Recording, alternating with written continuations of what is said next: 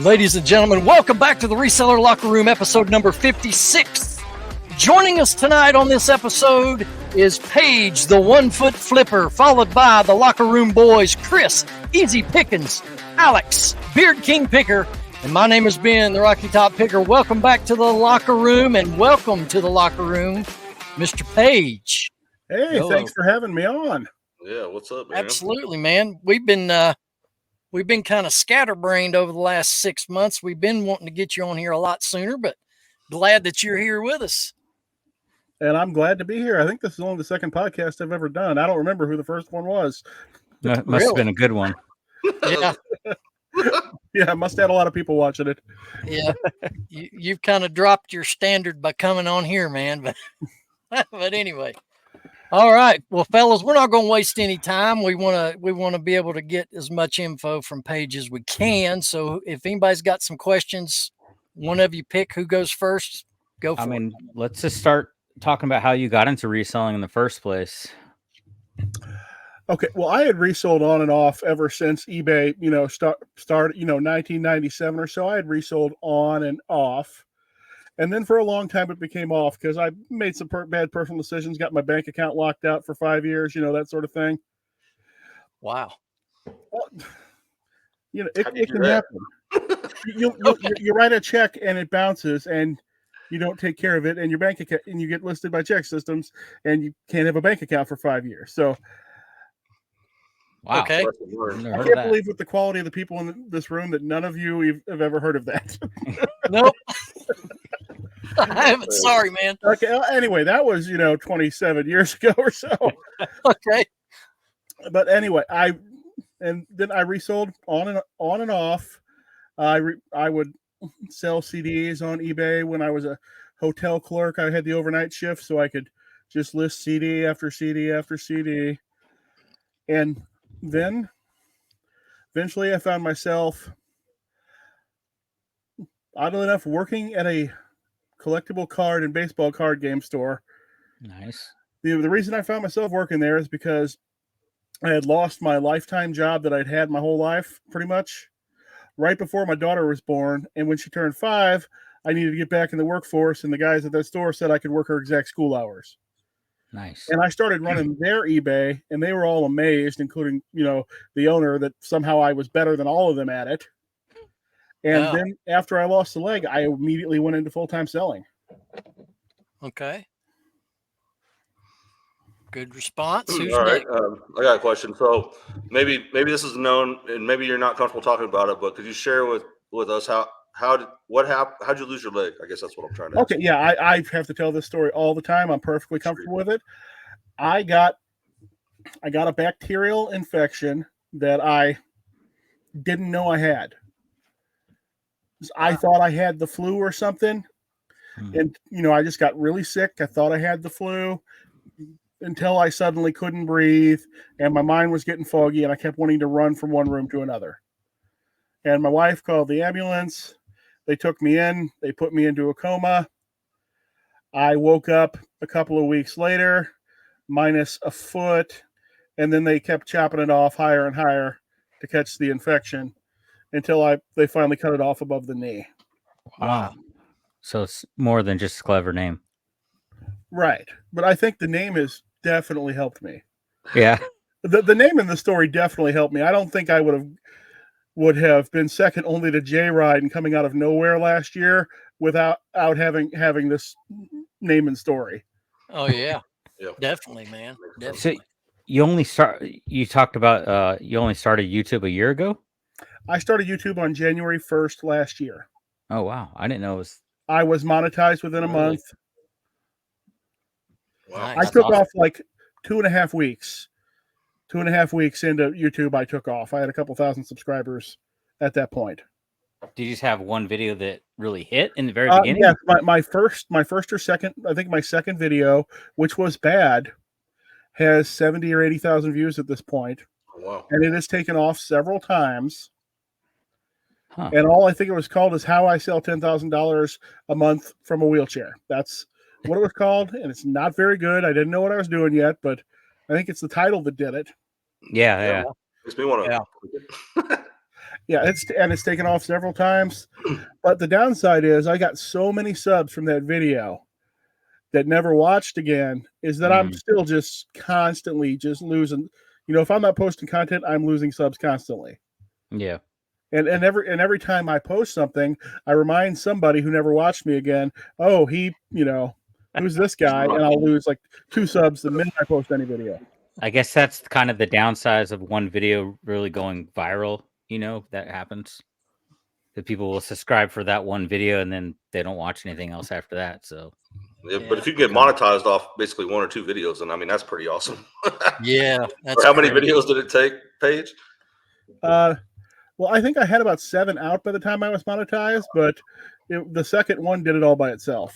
Really? That's Not awesome. that it's a huge amount of money. Yeah. Well, no, but just to get that qualification in, it's pretty big achievement, I think. All right, Paige, your story's similar to mine as far as eBay goes. I started selling off and on when I can remember, right at only 1,000 items were listed on eBay. And that was way back in the beginning when it was just auctions, because the buy it now came a little later. What do you consider to be the biggest challenge for you today in the online eBay reselling business? That's going to be easy because none of you are going to have this challenge. It's getting things up and down my stairs and from my van into my house. That makes sense. My wife has to do it or my daughter has to do it, and neither one of them are ever happy about it, although they're happy to spend all of the money. Right. Because I really don't spend any money on myself. I rarely buy anything personal. Right. Right. I see your daughter helps you a lot though, because she's in a lot of your videos too, right? Yeah, she doesn't really like being in the videos. Wow.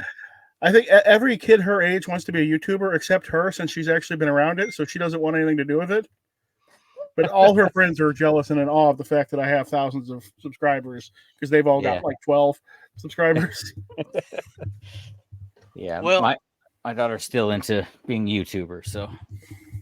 Well, Paige, I don't know how many YouTube channels that you watch or have been watching over the past year or longer, but there's always either on social media or on YouTube in these reselling content videos or whatever, there's all the time conspiracy theories about the algorithm or reselling in general. Do you have any conspiracy theories that you kind of put some stock into, or do you just think it's all just hogwash? I am a definite believer in hogwash. Okay. I think that there are 1,000 dice rolling all the time, and sometimes all the red dice come up with 3s, and of course that's going to stand out to you. If you see something happening, then you'll see it happen again and again, and your mind is going to attribute some sort of connection to it. Because when I hear people talking about the connections they're attributing to things, they don't make any sense. Okay. Like, eBay update killed my store, but most eBay updates don't have anything to do with the Cassini search engine, which is the name of the eBay search engine. Mm-hmm. So if they're loading in new, tables from UPS for prices, that has nothing to do with the search engine. Right. That's not going to affect what's being found. And the other thing is there's no widespread report of customers not being able to find items or purchase them. Good now, point. if you've got the worst store in the world, sure, they'll hide your items, because why would they bother showing them? Right. If everything you've got is 3 times market, no, they're not going to waste their time showing your item. I think that's James's conspiracy on Thursday night that they update the store, right? I remember him talking about that. James does like that. I ran into James a few weeks ago because he lives near. Yeah, he lives nearby me. We'd probably do a show together, except that we'd probably argue the entire time because we're at opposite ends of the spectrum on how we believe eBay functions. Right. Where are you? You're in St. Louis, is that right, Paige? Yeah, St. Charles specifically, which is right across the Missouri River from St. Louis. Could about throw a rock from my house and hit the river, almost. So you guys are sourcing at the same spot then? Because he goes to the bins. I know you go to the bins. Yes. There's 2 bins. I'm pretty sure James only ever goes to mine, because there's the one in the county, which is really close to my house, and then there's one in the inner city that's really scary. Ooh, yeah. Well, it's in an extremely high crime neighborhood that once had a population of 10 times what it has now. You know, one of those Detroit situations. Gotcha. I've only been there once because another podcast just that everybody was out of town from decided to have a St. Louis meet, and they just wouldn't listen to me about not having it at the real St. Louis bins. Ah. So that was the only time I ever went there. Well, what are some of your favorite things, Paige, that you like to sell that you've had great success with? Oh my! If somebody who's a big nerd unfortunately dies or gets out of their nerd hobbies, those big stacks of Dungeons and Dragons and Warhammer miniatures and There you go. everything that kind of guy would own is, you just wouldn't believe how much money it is. Oh, Mhm. I mean, when I get contacted with those, I pretty much pay the widow any price she's asking. Sometimes give her some more, and you can't even look at it and figure it out. Even I can't. yeah. I'll give somebody $3,000 and I'll think, oh man, I probably paid too much for that. And then I'll figure out later that I sold $22,000 for the stuff out of it. Yeah. That's crazy, man. Yeah, I've sold some Warhammer stuff. It's amazing. A lot of it is amazing how valuable it is. Oh, and Right. those of you who are watching, metal Warhammer figures are worth way, way, way, way more than plastic ones. If you Okay. don't know what you're doing, ignore the plastic ones unless they're close to free. Tip of the week right there, ladies and There you gentlemen. go. I got some like 3 Warhammer books behind me. They're all pretty high profitable books. And then I came across a Dungeons and Dragons board game today at the bins, but it was missing all the pieces. So I was excited when I saw it though. Like missing everything though. My introduction to Warhammer was the Wood Elf Army. I had the whole set. Oh, big money. It was awesome. I got Now, into it right. Paige, do you promote? I promote bad items and browsing items only. Okay. The kind of, I think if somebody knows that they want this Talisman Frostmarch thing, all the promotion in the world is not going to sell this item to that person. Price is going to sell the item. Yeah. But somebody looking for a Nike shirt, how many thousand of those are on eBay? How many thousands of different ones are there? I'm going to promote that. Yeah. Or if something's just bad, I'm going to promote it, and I'm going to try to give it a title that'll make it not show up next to identical items. Interesting. Now, what percentage rate do you normally promote at, or do you vary across the board, or do you stick with the 1%? Clothes, I tend to do about 10%. My trading card store does the prevailing rate. Oh, wow. Which is, like 12 to 18%, depending on what the card is. But my trading card store is an all sunk cost store. I don't reload it with new cards anymore. In fact, I raised most of that store was $1.99 plus shipping. I raised the prices to $2.99 plus shipping and added the prevailing rate promotions. Yeah. And it went from clearing $200 a month after expenses to now $700 a month after expenses. Nice. Because people who click on promoted listings are people who don't shop around. Those people are more likely to browse and more likely to buy a worthless trading card for $3 than somebody else is. Yeah. And they're just as likely to buy the $3 one or the $2 one because they're just going to buy what's in front of them. Yep. That's a good point. How many stores do you have, Paige? I have 2 stores. 1 Foot Flipper, which is the card store, and my overflow clearance store. Like when something's really bad, I don't want to throw it away yet. I move it over there. And 1 Foot Flippers, which is my main store, the one I actually show on the channel. That's 3, right? Yeah. No, Flipper and Flippers. Just 2. Oh, okay. Okay, the Flipper's the card, and the other one's the overflow. No, there's the card store, and then there's the one that I show.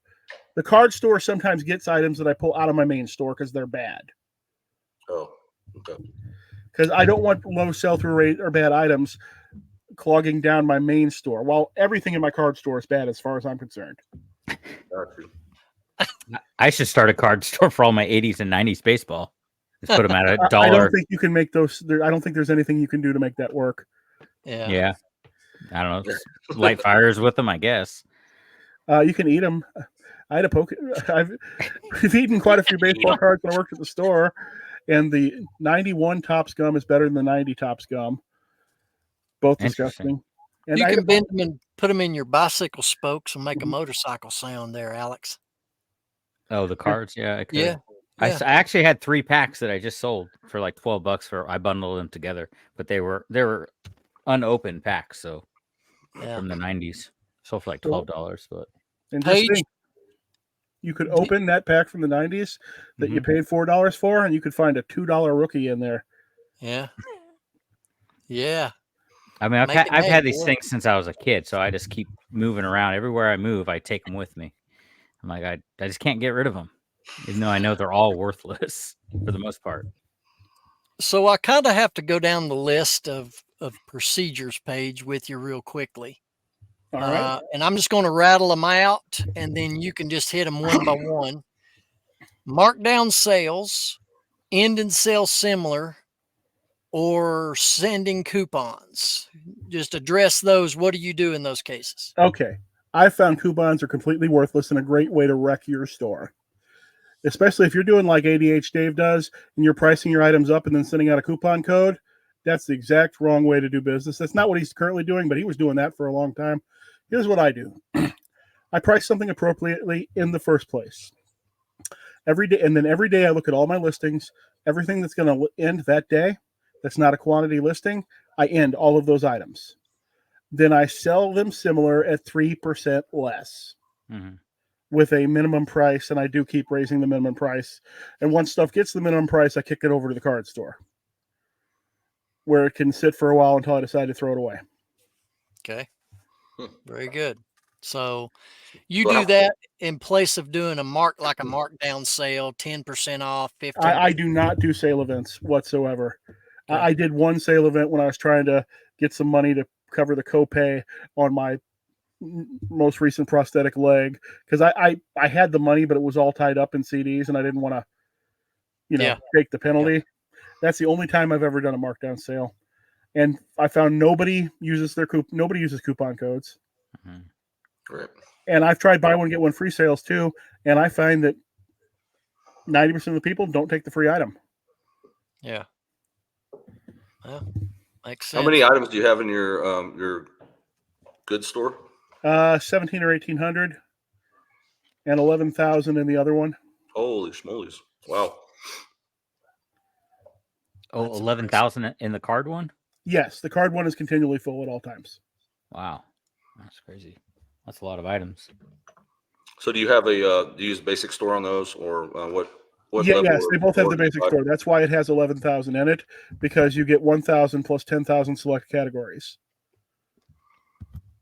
And cards are among the select categories that you get the extra listings in. At one point, that store was a lot bigger. At one point, it had 25,000 items in it, mostly cards. I've sold through over the years. Wow.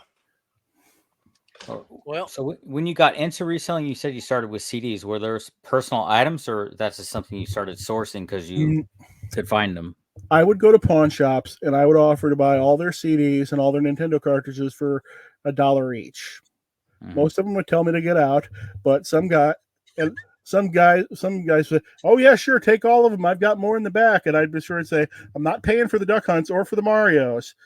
Because Super Mario and Duck, the cartridges that used to come with the Nintendo system, they used to be completely worthless. Yeah. I would stick those into orders to get rid of them. They're not worth $10 like they aren't. They weren't worth $10 like they are now. Yeah. And so, yeah, that was my thing. I would mostly source at pawn shops. Interesting. I've never even walked into a pawn shop. I think once. That's crazy.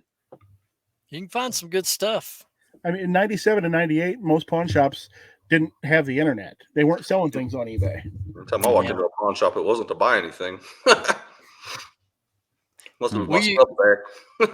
we used to have, and this has been a couple years back, but we had a antique store here in my town that anything you wanted to purchase, they had to go look it up on eBay, and if I was going to buy it, they had to delist it right then off of eBay, and it was crazy.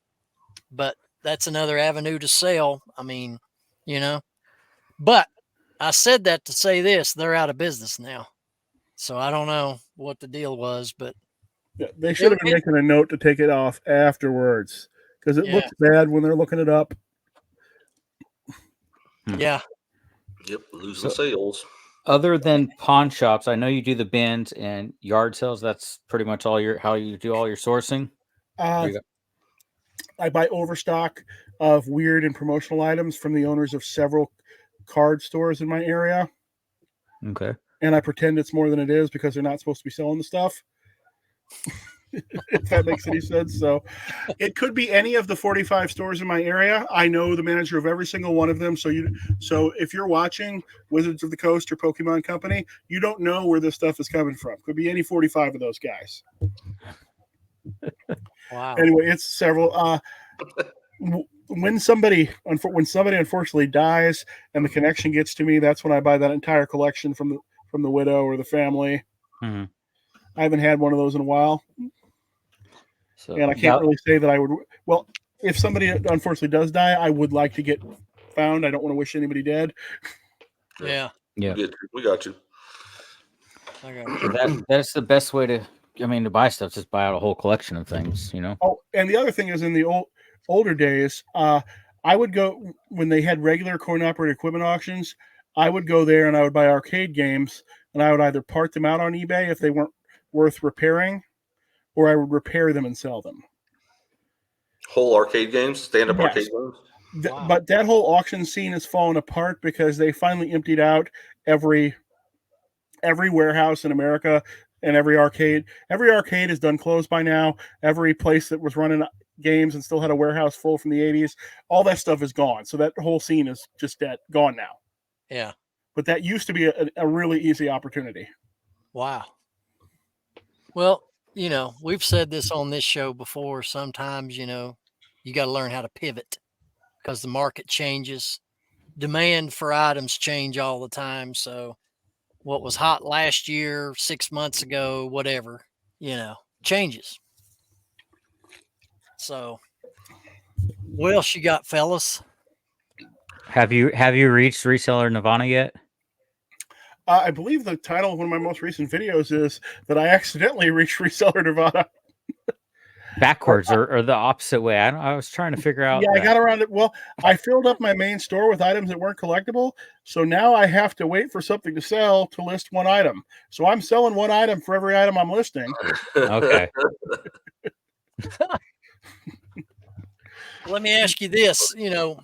We're in the fourth quarter, Paige. So how is this year's fourth quarter compared to last year for your business? My this year is worse than last year, and my year before last year was worse than the year before. Yeah, I feel you on that. I can attribute that to both COVID money running out, me running out of really awesome merchandise from my nerd collectible buys, and the focus I've put on YouTube. Okay. So you think YouTube has had an effect on your reselling? I didn't start YouTube and then just add that to 40 hours, 50 hours of selling. I basically just took my time and cut it in half between YouTube and selling. Okay. So considering how few hours I'm putting in, I think I'm doing great. Okay. What were you listing before YouTube? How many items were you listing per day? Now doing YouTube, is that cut in half? What you're actually getting up and being able to source? I've never so much been I list a certain amount of items per day guy, because that is very much depends on what's in front of me, what type of item it is. I've listed 500 trading cards in one day, and then I've taken all day to list 8 things. If they were all really complicated, needed to be laid out, and had a video taken and whatever else. But I don't even know if I'm listing less. I don't know if I can give a good answer to that. Are you actively listing every day? You try to actively list every day? I actively list probably 5 days out of 7. Sometimes I just skip a day, especially if the store is full, and I don't want to toss anything into drafts. Well, walk us through your typical day from the time you get out of bed to the time you go to bed at night. Walk us through what you do during the day, your process. All right, I'll get up about 9:30 in the morning. Lucky. No, it's because I sleep terribly. Something ever since I lost the leg, my body decides, why would I ever pee during the daytime when I can just go 9 times at night? Now, how old are you? I am That's the age thing. 47. All right, go ahead. You're close to the same Okay. age. Yeah, I get up at 9:30. I wander over to the computer, check eBay first, check the emergence, make sure there's no fires there to be lit out. Then I'll usually check YouTube. I'll get a video going, and I'll try to do some sort of work. Now that work might be I might need to make a YouTube video. If I wake up and I need to make one, I actually do that first. I stick that before eBay. What consists of you needing to make a video? How many videos do you need to make a week or a month, or how do you do it? I better make at least 2 a week. I like to make 3 a week. Okay. Dang. Okay. I don't think I'm never going to get to the top tier, but I also never thought I'd get where I am now. Sure. Because my only goal was to get to where Old School Picker was, and I blew him away a long time ago. Yeah. Well, Okay. he quit running, so Right, but I caught where he was when I started before he quit, and then I eventually caught where he was when he quit. If that makes any sense. Yeah. Still, nobody will tell me why he quit. No, personal reasons, man. I mean, who knows, right? we Big don't Well, know. a couple mystery. people know. You're smiling like you know. All right. Oh, I don't. Okay. We think So- we know, but we don't know. So you check the Research. YouTube page, then what do you do? Then if I'm gonna work, I'll start taking pictures, and I will take pictures probably until about noon to 1. Now there'll be long breaks of completely unrelated stuff. I will check social media way too often, and all that.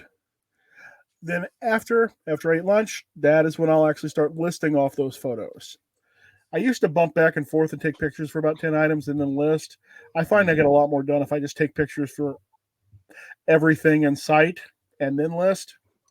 Really? Man, I'm the opposite. I'm the opposite. I'm a 1 for 1, man. Like I want each listing done complete. I don't know if that's just me though.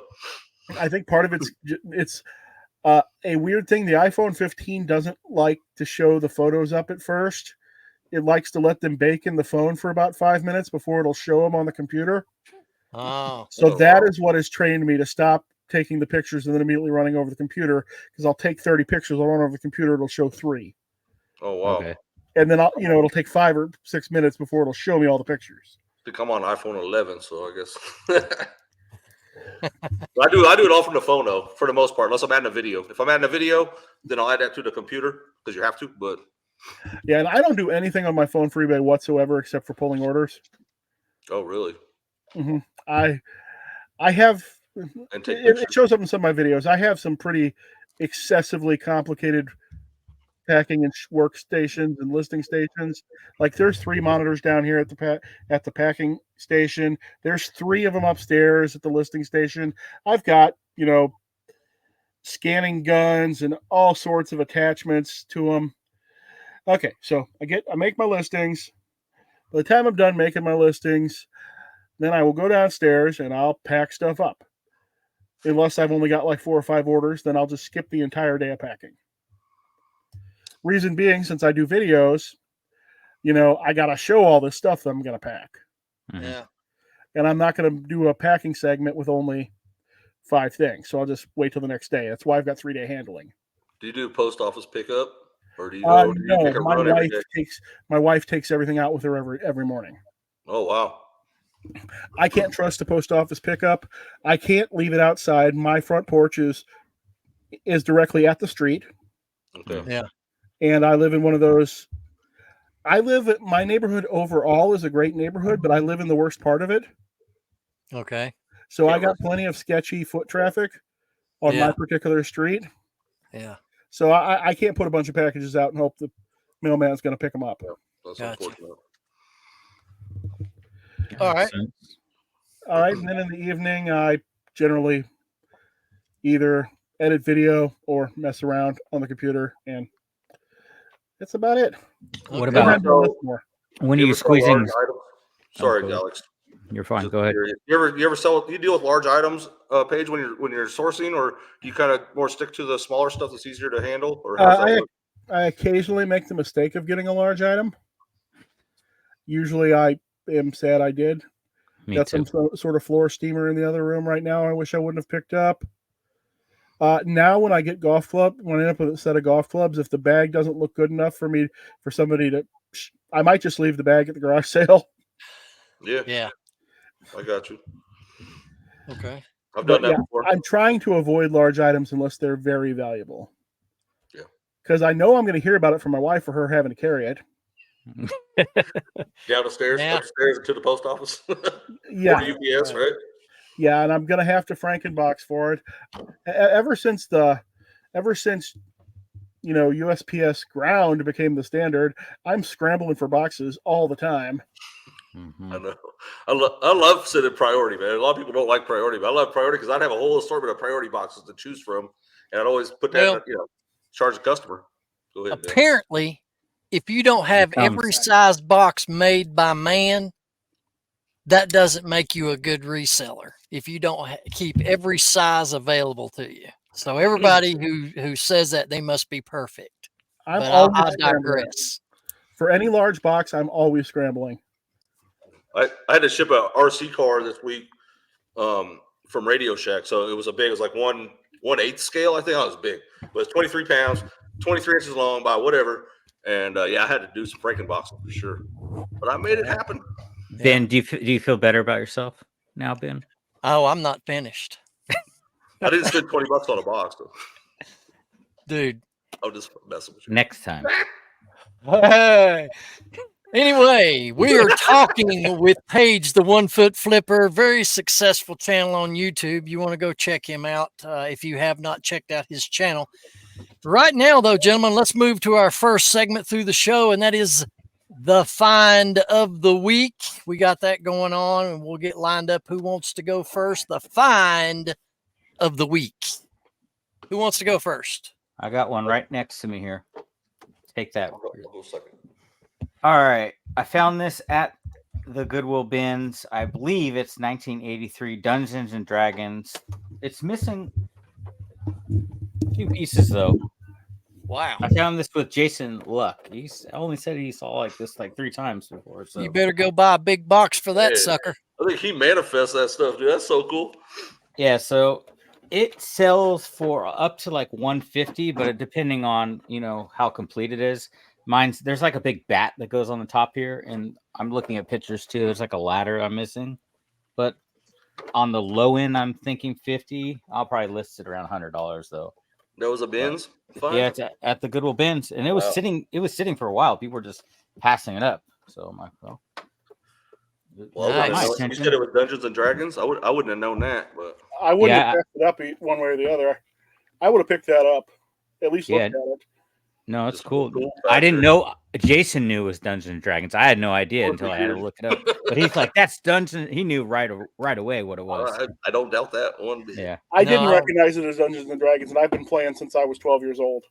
Yeah, really. Wow. Yeah, it's 1983. Right. So all right, cool. Who's next, Chris? I found a book. Found a book. Check this out. Are you jumping over the bridge? Psychoactive plants, dude. That is really, that's a good topic right there. So I picked it up, scanned it, and I was like, "Ooh, I found one." Did you find it? Did you find it? $100? Yeah, something like that on eBay. Did you find any plants? 70 to 140, so I call that 100. So did you find any new plants?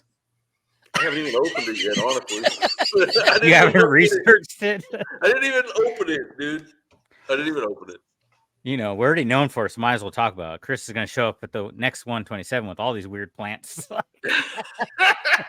It ain't finding them; it's planting them. I guess out in Arizona, man. All right. Yeah, in Arizona, yeah. That's Paige, cool. You got one to share? Sure. Let's see. My find of the week, since I went to garage sales. I went to a sale after we bought some stuff. They kind of talked to me for a minute, and they really wanted everything to go. And they kind of said I could take whatever else I wanted. So for free, I got 2 cordless vacuums with a lot. I got a base unit out here, but I got 2 of these cordless vacuums that have all these attachments and everything. And I just made the part out listings on them, and that ended up being about $250, and it was free.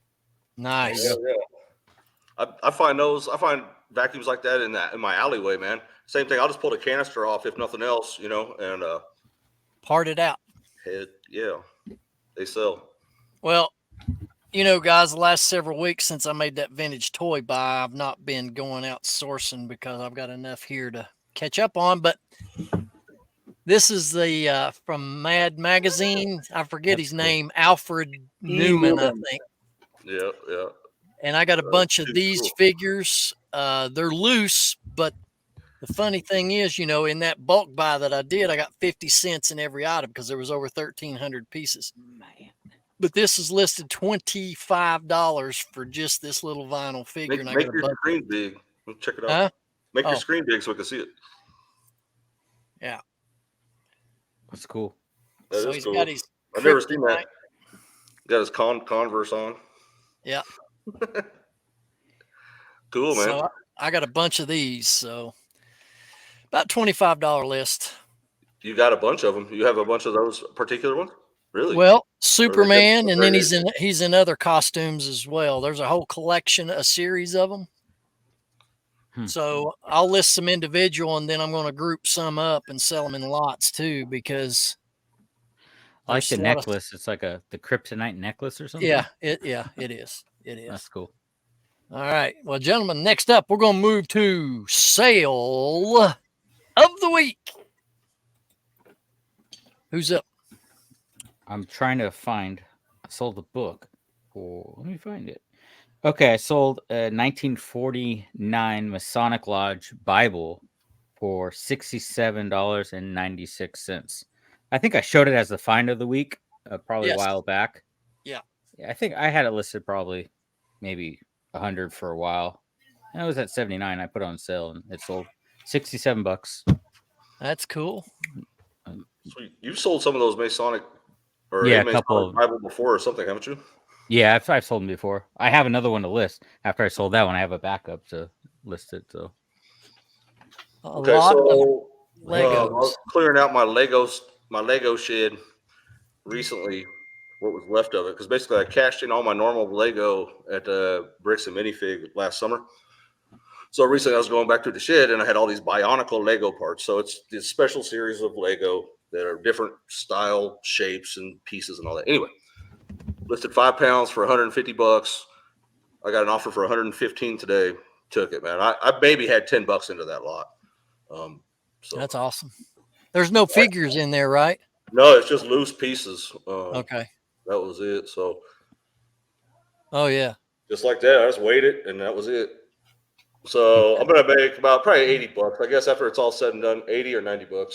I haven't shipped it yet. That just sold today. So. That's amazing. People pay that money for little pieces of plastic. You could have kept them, Chris, for home security and just put them by your front door on the ground. Yeah, right. Yeah, don't sleep on the Lego, man. Don't sleep on the Lego. You cotton freaking Don't step on the Lego either. Yeah. Oh yeah, dude. That's some real pain right there. All right, Paige, you got that reference. Looks like my best sale of the week. Well, my highest dollar sale of the week was a box of Pokemon cards that the person is now returning claiming they're fake. But my best sale of the week that didn't go bad was a Pet Safe wireless receiver collar that I got out of the bins for like 50 cents, and it sold in a day and a half for $55. Oh, that's nice.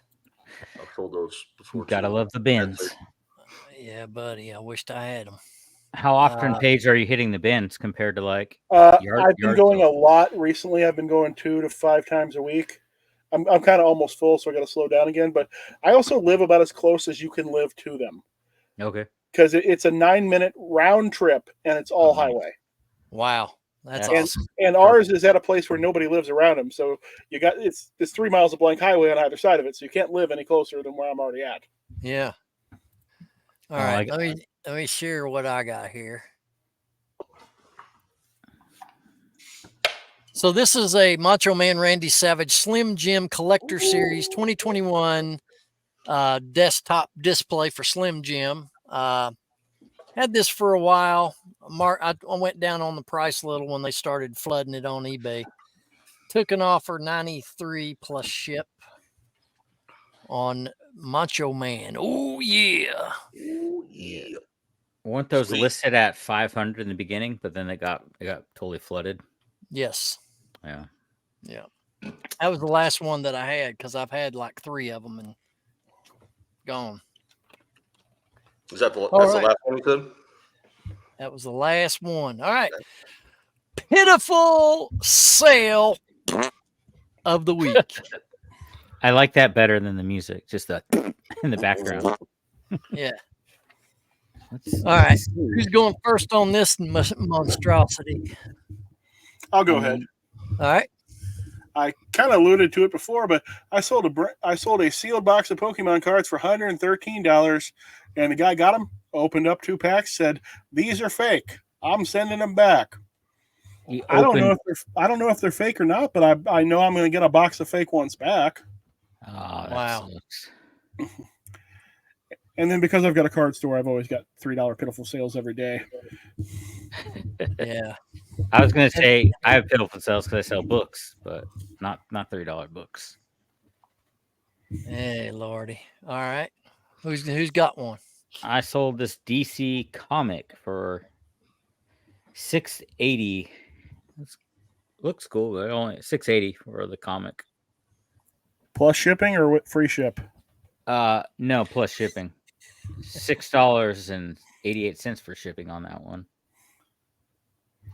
It's it's like the book they put out after they, put out all the comics for the year and then put them together. So it's a bigger book. It's not just a single comic. Right, graphic novel. Yeah. I had a Nightmare Before Christmas Jack purple and black men's large t-shirt, $7 plus ship. That was out of a bulk t-shirt buy that I done earlier this year, so didn't have much in it. Oh, I got to go back. On a live sale with Kevin today, I sold 145 singles for $4. Wow. Where was that at? On Kevin's district commons site. Okay. I was live with him, and I sold 145 albums, singles, for $4. Oh, geez. And I was still glad to have them gone. Oh, Yeah.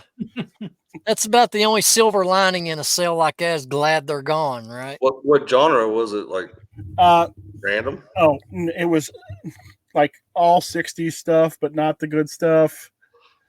And even to help it sell, I said, I'll pick out 5 good singles from the 80s and put them on top. So I gave them like Men at Work and Aha and a couple others on top. Oh, wow. So they'd get their value out of that. What are we looking at here, Chris? I'm going to take us from Pitiful Sale to Stupid Mistake of the Week or Reseller Mistake of the Week, however you want to put it. So, wow. Why am I seeing zeros over here? Because I screwed up. So, this listing was a listing for a signed Mongoose McEwen diecast. Okay. Listen, we have Chris. We have a twofer going on right here. This is the Pitiful Sale of the Week, and it's also the Stupid Reseller Mistake of the Week. We're getting a twofer. There you go. Double dipping. I'll have one of those as well. Yes. All right, so here's how it went down. I had 3 of these. 1 was signed. 2 were not signed. 2 separate listings. 1 was a multi-listing sale. 1 was not. Somehow, like a month ago, the non-signed version of this sold, but somehow I sold him the signed version. Okay. And unknowingly, I didn't know I did that. So the other day, the signed version sold. I go to find it. I got 2 unsigned versions. I'm like, oh, what the hell? So I screwed up. So I did the right thing. I sent the buyer a message that, hey, man, I screwed up. Somehow I sold this. I sent this to the wrong person. So I'm going to send you an unsigned one, and I'm going to send you a full refund, dude. Because I noticed, I'm hoping they'll come back and buy more stuff because I've got other Mongoose stuff. Yeah. So I just tried to make it right. He was very grateful, and he said he's going to go cruise my store. He hasn't bought anything else. But hey, Stupid Reseller and Pitiful Sale. So I was in the negative. Basically, I lost $14 shipping it to him, plus the $10 investment on the product. So it's worth pointing out, Chris, you did the right thing there. That's awesome. Even though we're accused of not ever doing the right thing. Yeah. So anyway, that's awesome. Yeah. Well, there's a reason that we're all top rated, and there is a reason why I'm top rated and 100% feedback.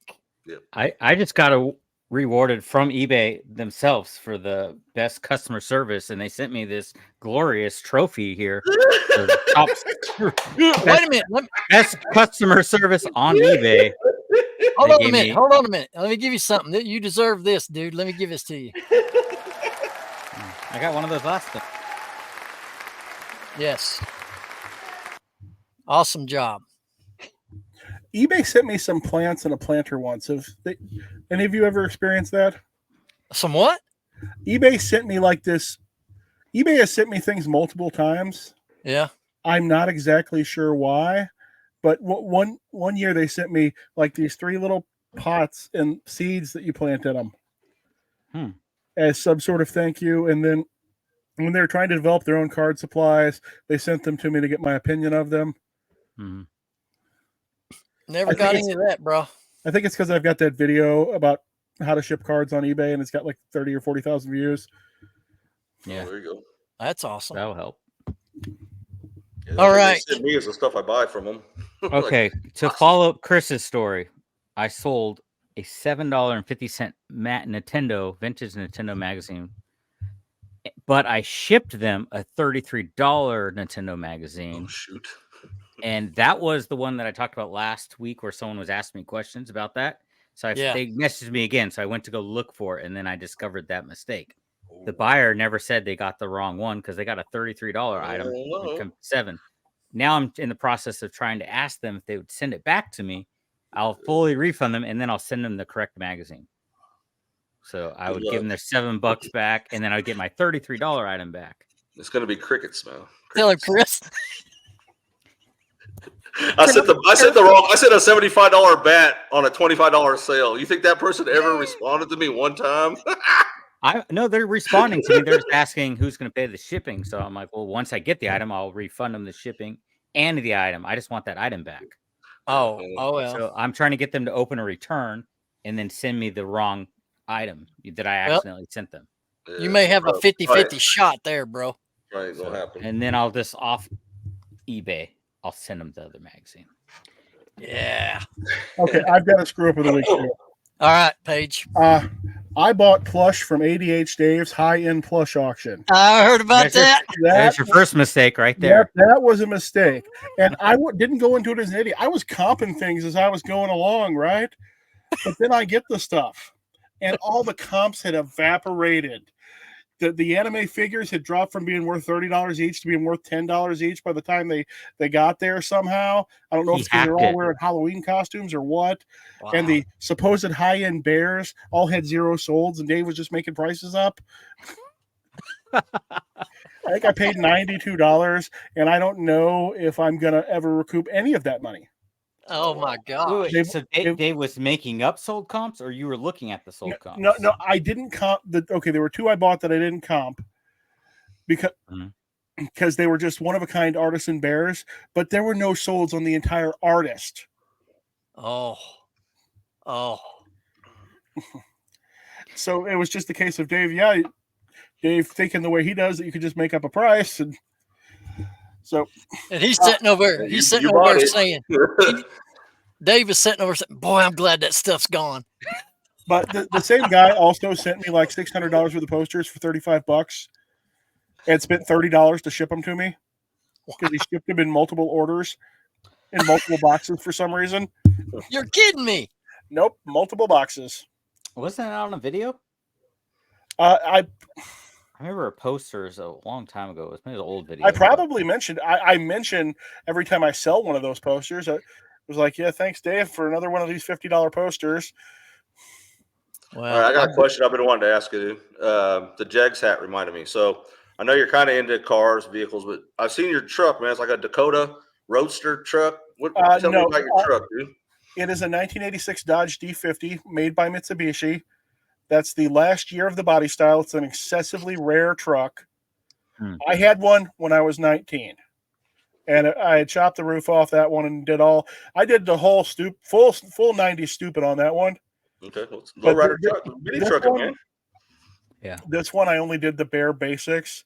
I got a new old stock convertible kit for it, and put it on there shoddily, and I lowered it 3 inches, and I haven't done anything else to it. So it has a top. You actually do have a top for it? The top comes off. However, I need a real mechanic to redo my installation of the new carburetor. Because what engine's in the car? Is it 2.6 Mitsubishi, Gotcha. which was extremely common in every Chrysler product that was the big Chrysler 4-cylinder in the 80s. So it was everything from K cars to minivans to Got you. whatever else. But I messed up the carburetor install, and it's leaking gas somewhere, and the mechanic needs to look at it. I kind of put it on the back burner because, it's a toy. And fuel leaking is not a good thing. And and it only leaks while I'm decelerating, so it's like impossible to find. Yeah. Like it can sit there and idle all day, won't leak. Leaks when I hit the brakes and start slowing down. I think I saw this truck in a music video. But I thought yes. it was a Datsun though. The Dodge D50 looks extremely similar to the Datsun, to the 70s Datsun. It's like they took the style of the 70s Datsun and they cut off everything that was weird and stupid about it. So it just looks like a bullet side. While the 70s Datsun had weird bed hooks and the bed didn't go down as far as it's some really ugly stuff on it if you actually look at it. So it was featured in the video you did about Kevin, right? The music video? Yeah, yes, it was in the Deer Kev video, me driving it for a few seconds. Yeah. It's actually in beautiful condition. I basically committed a crime by cutting the roof off the thing. It is a 100% rust-free vehicle from Alabama. And note, those things started rusting the minute they hit the shores of the United States. Okay. Like the one I bought in 95, it already had the floor pans replaced when it was, 8 or 9 years old. Oh, wow. Yeah, but no rust. Everything's perfect except for now it leaks gas. And I'm sure that's an easy fix, man. Yeah. I need to pay the money to somebody who knows. Also, somebody who's capable of leaning over a hood for longer than I am. Gotcha. I can only lean over a hood for. I got about 10 minutes before my leg and the back start giving out of me leaning over the hood. I do need to mention this other sale of the week for me, gentlemen, only because he is a committed viewer of this podcast as well as my Rocky Top Picker channel. Jacob Smith bought that Darth Vader Lego clock and that I showed in a previous episode here in the locker room. And he put a note to it saying, "Love you guys, Ben. Love all the guys in the locker room." And I thought that was a very nice thing that he said there. So Jacob, we appreciate you, buddy, for being a avid watcher of this show. Absolutely. Speaking of watchers, we want to thank right now our MVP members. And then after this, we're going to get to our comments. So one of you guys there want to pull one. MVP members, we got to thank, of course, the ambassador to the locker room, Mr. Mike Camparelli, Vintage Sports Flips, which is Keith. Check his YouTube channel over on YouTube. And then also our favorite man in the house, Rick in Maryland, has been a faithful viewer and supporter of this podcast. We definitely want to thank Rick. And then to our Skybox members, we have Wolfman Goodies, also YouTube, the Trash to Cash fellas. Go check out their podcast, Flipping for Laughs, Mary McQueen, Good Water Pickers, and Captain Morgan Riverboat Adventures. Those folks on the Skybox level pay $9.99 a month. They get footage to backstage before we record. They also get footage that don't go public here on this channel. If you want to subscribe to that, you can hit the join button right here on our YouTube page. And then, of course, the MVP level is $4.99 a month. And it also gets you the backstage footage, early viewing of the podcast when it drops. And then you can do just the tip for $1.99. But I will tell you, those that started for just a tip have upgraded to MVP and beyond. So keep that in mind. But we appreciate all of our viewers for watching this show every single week. And you're invaluable. And we appreciate everybody's feedback as well. Speaking of feedback, Chris, viewer comment of the week. How are you going to pick just one comment? There are so many good ones this week. Yeah, I'm gonna do something we haven't heard from in a while lately. Carol C. Carol. Quote, "I don't know why she flaking me like that.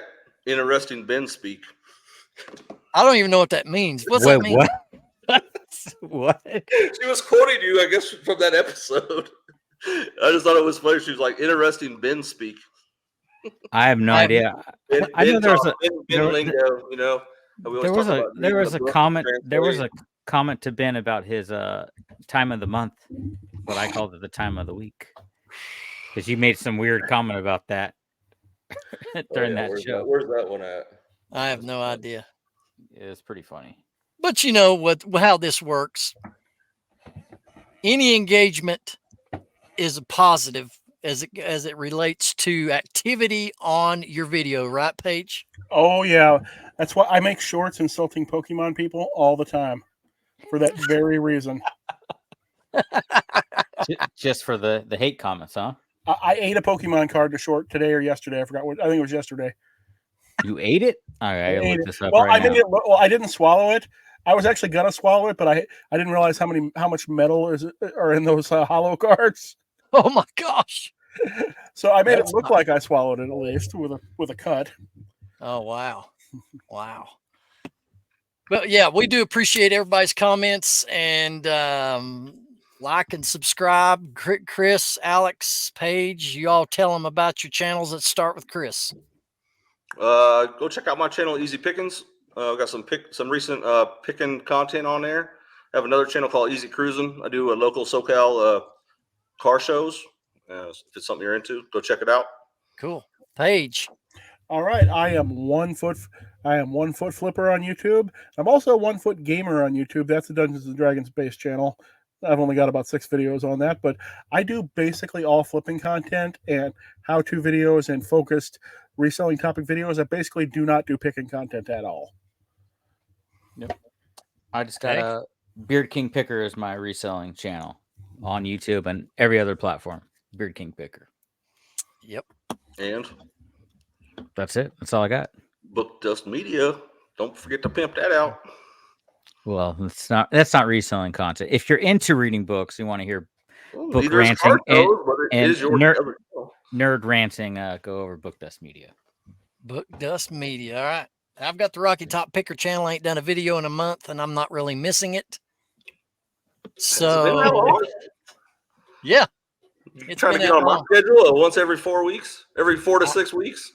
You know, I've got other things I'm preoccupied with, but we'll just leave it at that. Tell us about what's going on with you, Ben. How has your life changed recently, buddy? No, it's bliss. That's all I'm going to say. And then, are you doing anything besides reselling, Ben? Sure am. But Paige, tell everybody your parting words here in the locker room, my friend.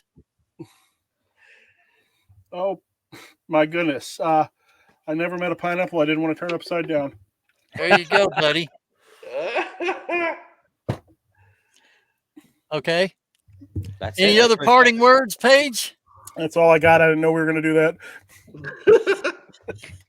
Well, you know, we usually put this up when we run out of stuff to talk about.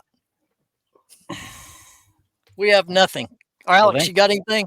No, I just want to thank Paige and 1 Foot Flipper. Make sure you guys go over to his channel. If you have not subscribed, go subscribe and check out his videos. And just a handful away from 8,000. You 43 people who are watching right now, you could be the ones to make that difference in my life. Let's get him to 8,001. Well, I'm not sure if we'll have 43 people watch this, but anyway. Oh, we will. We need more comments, man. We had plenty of comments. Yeah. And make sure and talk some crap to Ben. Water off a duck's back, my friend. Water off a duck's back. Paige, you're awesome, buddy. Thanks for sharing your time with us here in the locker room. On behalf of Paige, Chris, Alex, and myself, we're going to see you right back here every Thursday, 9 a.m. Eastern Standard. Have a great week, everybody. Have a great week, and thanks for having me.